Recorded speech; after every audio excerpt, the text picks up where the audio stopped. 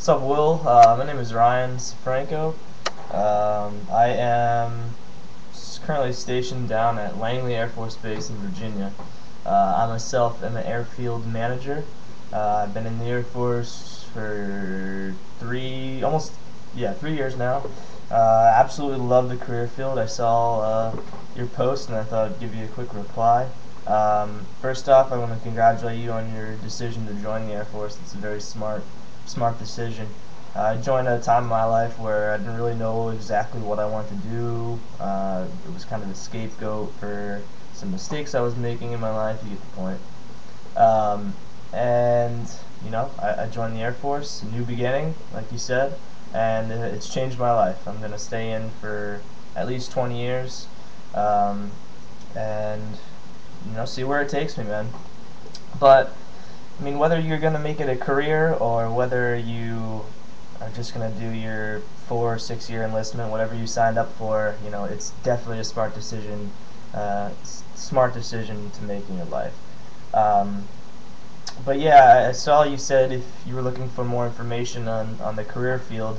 I remember when I first joined, I wanted to be an air traffic controller, and I missed it by like 1 point on my ASVAB, and that really bummed me out. It kind of made me didn't want to join the Air Force. But my recruiter gave me this job. He was like, "Hey, this opening is available at Airfield Management. It's pretty similar to air traffic control in ways. We work with them daily." But he said, "Why don't you look at this and get back to me?" So I did, and I was like, "Okay, I might as well." But I'm going to give you kind of the lowdown as much as I can on what exactly it is we do. We are the primary liaisons for the airfield, meaning any construction, any events like air shows, if, a base gets a new aircraft, we develop a parking plan for that aircraft, and there's all these formulas involved. That's a bit later in your career, but that's just something else we do. We manage wildlife. We go out on the airfield. We drive around. We shoot at birds to disperse them from the airfield and runway, stuff like that, because we get a lot of bird strikes being in the aviation industry. Lots of birds hit airplanes, and of course all of our aircraft cost millions of dollars, so we got to protect our assets by doing so, and essentially the pilot's life too. Let's see, we go out when we drive around on the airfield. We're not just shooting birds. We also check for things like FOD. FOD stands for Foreign Object Debris. A lot of the times, aircraft are so heavy that the actual cement or pavement can actually break up, and that causes little rocks and stuff to be on the pavement itself. And when an aircraft goes over that, it has these intakes that are pretty much just like vacuums, and it can suck that stuff up into the intake and cause millions of dollars in damages just from a little pebble. So we go out there every day, multiple times every day, to make sure that things like that are not on any of the surfaces. We make sure things, when we're out there, we make sure things like the markings, signs, the lighting, all continue to meet Air Force, FAA, and international standards. We have a bunch of regulations that you'll all learn about in tech school, don't worry, and when you get to your first base, wherever that will be. Sorry again. But yeah, you'll learn about all those regulations that we have to follow for each one of those. There's a regulation just for the rules on how signs should be, the rules on how lights should be, the rules on how marking should be. So you'll get familiar with those, don't worry, and you'll be set to go. That's pretty much the gist of when we go out on the airfield and drive around, what we do. Now, there's also another side to our job where we're sitting behind a desk. We do a lot of distinguished visitor support. My base here at Langley, we get very high up people, to include President, Vice President, quite frequently. This freaking phone's driving me crazy. Let me turn this off real quick. Sorry, man. Apologize. But yeah, we get DVs quite frequently. Wherever you go, you'll get DVs at some point. But it just so happens to be my first base, Langley, is a high spot for DVs.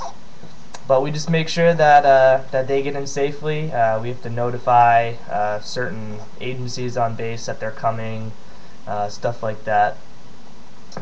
We also file flight plans. The pilots have to go through us to file their flight plan. They don't call up the tower and say, "Hey, this is where I want to go." They give a paper to us at our desk. We file it. That information goes up to the control tower, and then the plane can take off. But pilots can't fly without a flight plan, so they have to go through us first.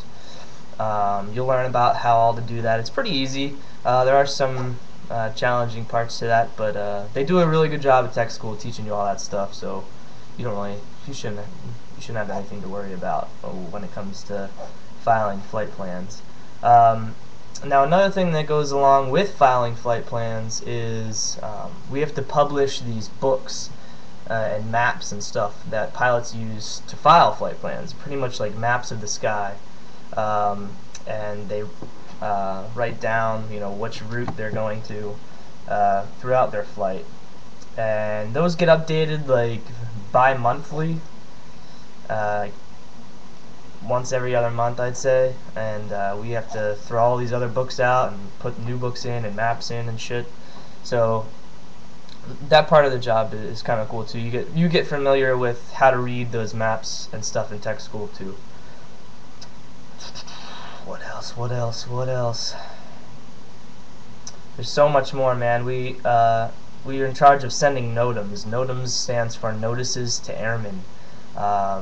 What that means is if there's something on the airfield that isn't meeting the standards, or let's say there's construction in a certain area, or the runway is icy due to like a storm or something, we have to publish that.